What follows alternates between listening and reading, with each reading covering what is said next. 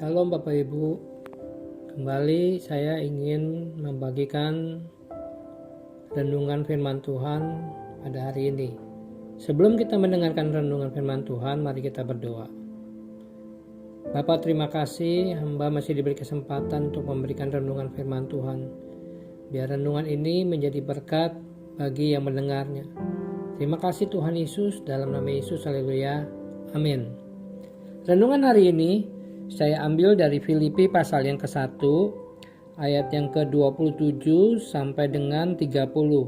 Demikian firman Tuhan, nasihat supaya tetap berjuang. Hanya hendaklah hidupmu berpadanan dengan Injil Kristus, supaya apabila aku datang, aku melihat, dan apabila aku tidak datang, aku mendengar, bahwa kamu teguh berdiri dalam satu roh, dan sehati, sejiwa, berjuang untuk iman yang timbul dari berita Injil. Dengan tiada digentarkan sedikit pun oleh lawanmu, bagi mereka semuanya itu adalah tanda kebinasaan. Tetapi bagi kamu, tanda keselamatan, dan itu datangnya dari Allah. Sebab kepada kamu dikaruniakan bukan saja untuk percaya kepada Kristus, melainkan juga untuk menderita untuk Dia. Dalam pergumulan yang sama seperti yang dahulu kamu lihat padaku, dan yang sekarang kamu dengar tentang aku. Dari renungan ini, saya beri ilustrasi begini. Atlet profesional dikontrak dalam jangka waktu tertentu. Contoh pemain bola atau pemain basket di liga top dunia. Bahkan mendapat gaji yang luar biasa besar. Namun karena mereka memainkan olahraga yang mengandalkan fisik, kadang mereka mengalami cedera dan tak bisa bermain. Apakah gaji besar itu tetap dibayarkan mereka saat mereka cedera? Ya. Jika dilihat di sini, betapa enaknya para atlet profesional itu. Sementara banyak kita mungkin harus memaksakan diri berangkat kerja, meski tidak enak badan, demi dapur tetap ngebul, kita akan tetap pergi berangkat kerja. Sedangkan mereka, atlet profesional, tetap mendapat miliaran bahkan triliunan rupiah meski tak pernah turun ke lapangan selama berbulan-bulan. Namun seorang atlet yang benar-benar profesional tidak akan gembira dengan situasi seperti itu. Ia akan berusaha sekuat tenaga untuk segera pulih dan bisa kembali bermain, karena itu adalah wujud tanggung jawab atas gaji yang besar itu. Ketika kita menerima Yesus dan mengimani Dia sebagai juru selamat kita, apakah semua sudah selesai? Kita sudah aman dan cukup tenang-tenang saja? Tentu saja tidak. Ini ibarat atlet yang bergaji besar tadi. Meskipun ia tetap digaji saat tidak bisa bermain, bukan berarti ia santai-santai saja. Ia justru berusaha agar bisa memberikan kontribusi terbaik. Jika cedera, ia akan berusaha lekas pulih. Jika ia dicadangkan karena permainan yang dianggap masih kurang, ia akan tekun berlatih supaya bisa mencapai level yang diharapkan dan memberi kontribusi bagi timnya.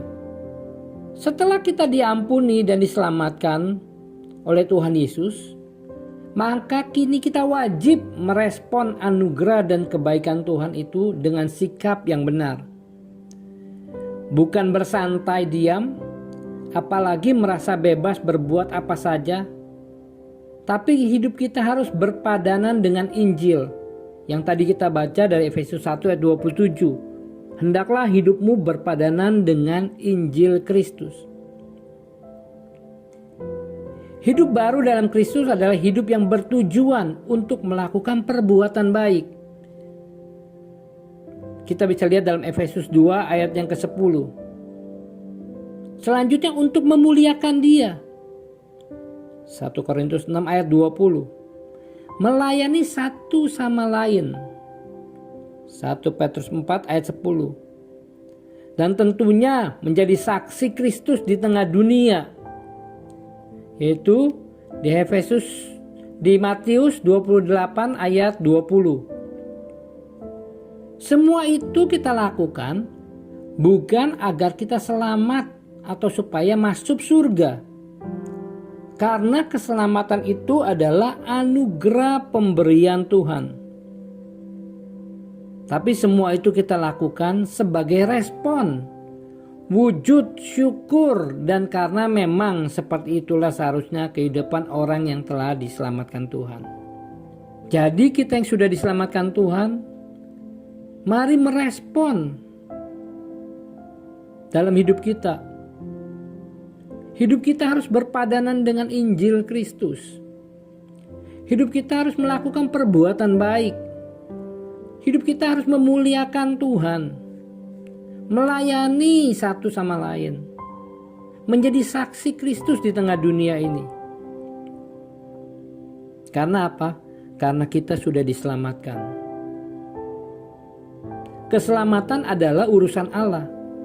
Melayani Allah adalah urusan kita.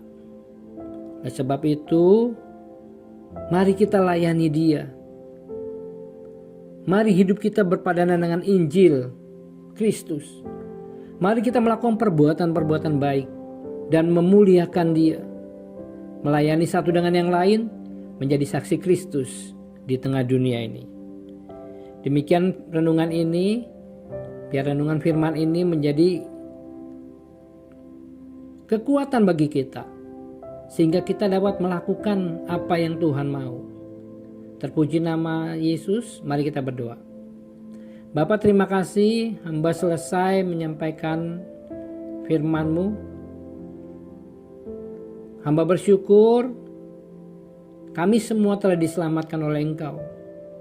Kami telah percaya Yesus. Bukan hanya percaya, tapi kami harus mengerjakan bagian kami, yaitu hidup kami harus berpadanan dengan Injil Kristus. Kalau hidup kami tidak sesuai dengan Injil Kristus, mari ubahkan kami supaya kami sesuai berpadan dengan Injil Kristus.